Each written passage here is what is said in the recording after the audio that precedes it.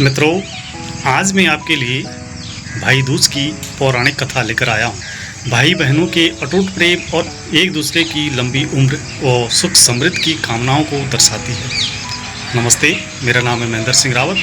तो चलिए शुरू करते हैं। पौराणिक कथाओं के अनुसार, क्या कहा मैंने? पौराणिक कथाओं के अनुसार मित्रों, सूर्यदेव की पत्नी संज्ञा की 2 संतानें थीं।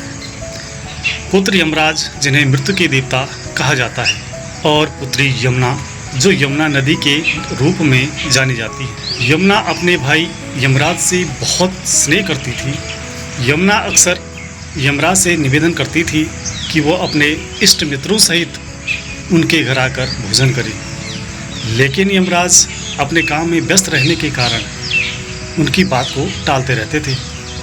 दोस्तों, एक बार कार्तिक माह की शुक्ल पक्ष की द्वितीय तिथि को यमुना ने फिर यमराज को अपने घर आने के लिए निमंत्रणा दिया और उन्हें वचनबद्ध कर दिया।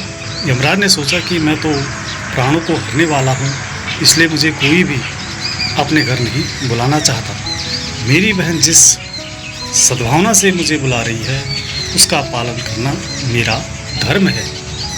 बहन के घर आते समय यमराज ने नरक निवास करने वाले जीवों को मुक्त कर दिया। यमराज को अपने घर आया देखकर यमुना की खुशी का ठिकाना नहीं रहा। उन्होंने स्नान कराकर, पूजन करके और तरह तरह के व्यंजन परोसकर अपने भाई को भोजन करवाया। यमुना द्वारा किए गए इस अतिथि सत्कार से यमराज बहुत प्रसन्न हुए और उन्होंने बहन को वरदान मांगने को कहा।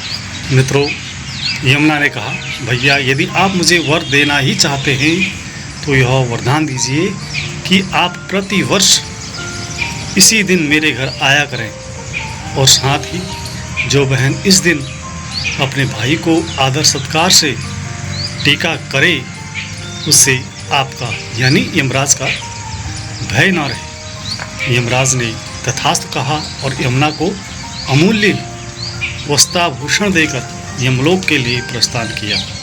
माना जाता है कि इसी दिन से भाई दूज के पर्व की परंपरा शुरू हुई। मित्रों, जिसे यमदूती भी कहा जाता है, इसलिए इस दिन यमराज और यमुना जी का पूजन किया जाता है। आप सभी भाइयों और बहनों को भक्ति परिवार की तरफ से भाई दूज की हार्दिक बधाई एवं शुभकामनाएं। जय इष्ट देव की।